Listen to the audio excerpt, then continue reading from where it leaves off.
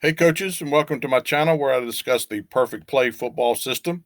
The perfect play football system is a modern day spread offensive system that is the most explosive and creative spread offensive system being used at any level of football today.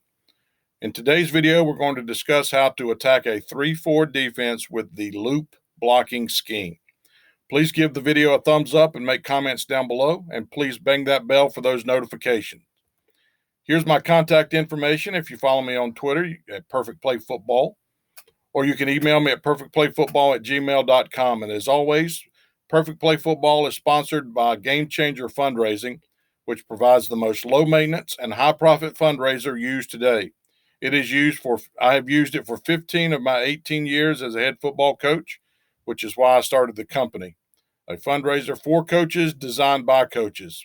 Please contact me if you're interested in learning more about Game Changer fundraising and learn how to earn an extremely high profit with very little effort.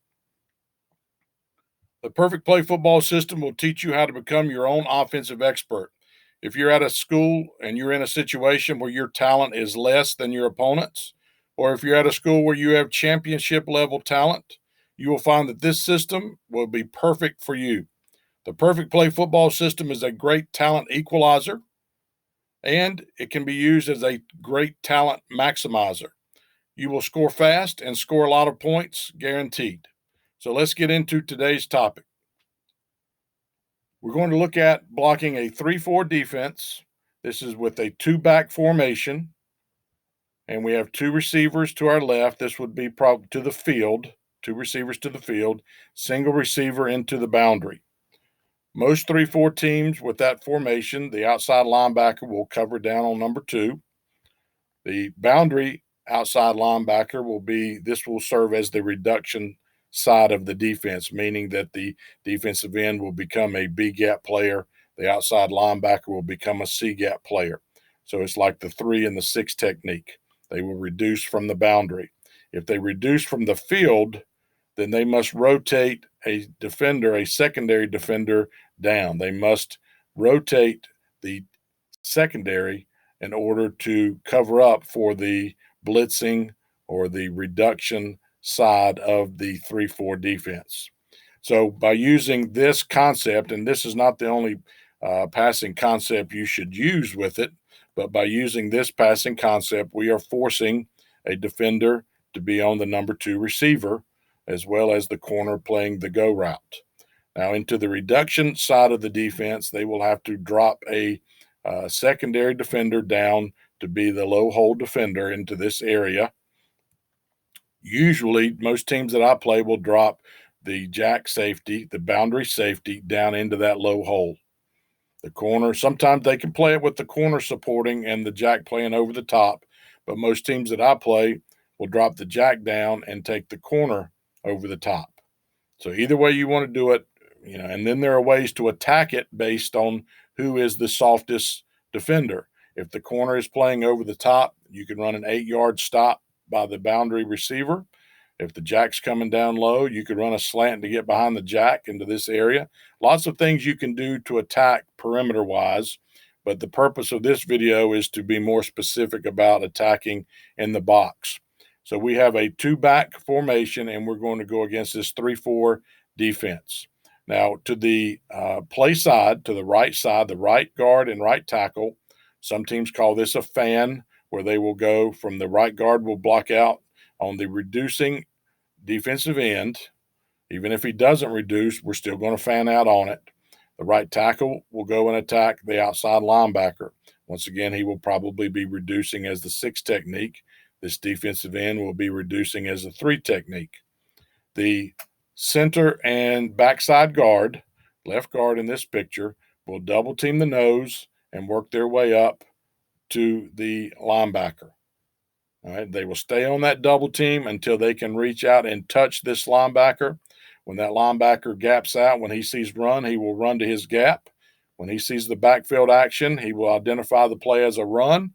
He will run to his gap. He will gap out.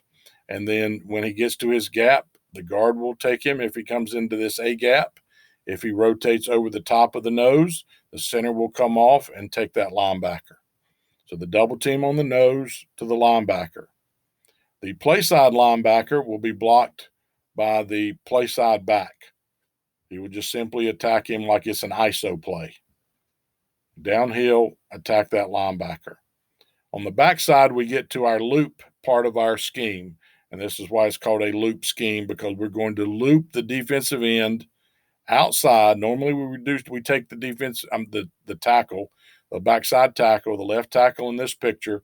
Normally we take him inside to zone release, or if we make a call, we may block that defensive end. But in this picture, we're going to use the loop scheme where we're going to loop him outside of the defensive end and work his way up to block anything that's coming from the outside in. If they try to reduce with this outside linebacker, he will block him. If they try to bring down a secondary, of the free safety in this picture, then he would block him. So he's going to loop outside of the defensive end and look for anything coming off the edge, the backside edge, up to the next level. All right, the quarterback is going to read this defensive end that I've highlighted in red. If this defensive end chases down the line of scrimmage for the running back, the quarterback will pull the ball and he can run, what I call run to throw. He can run on the edge. He can throw the ball on the perimeter. Pre-snap, if he liked whatever we had called into the boundary, he could throw into the boundary. He could run the ball. He can throw it to either side of the perimeter, either perimeter of the formation. Okay, based on what this defensive end tells him to do. So once again, if the defensive end chases flat down the line of scrimmage, and he'll have to come on the heels of these offensive linemen in order to tackle this outside zone play by this running back. If he comes upfield at all, then there's going to be a handoff. If it's a mesh charge running at the mesh of the quarterback and running back, then it's a handoff. If he runs flat down the line of scrimmage, and then he could pull the ball and throw it, or pull the ball, run it, or pull the ball and run to throw. So there are three things the quarterback could do if he disengages from the running back based on what this defensive end does. So that concludes today's video. In summary, we discussed how to attack a 3-4 defense using the loop blocking scheme. We also briefly discussed how to affect the defensive perimeter with different passing game concepts into the boundary and to the field. Thank you for watching the video. Please give me a thumbs up and make comments down below, and bang that bell for those notifications. And as always, score fast, score often, and never apologize.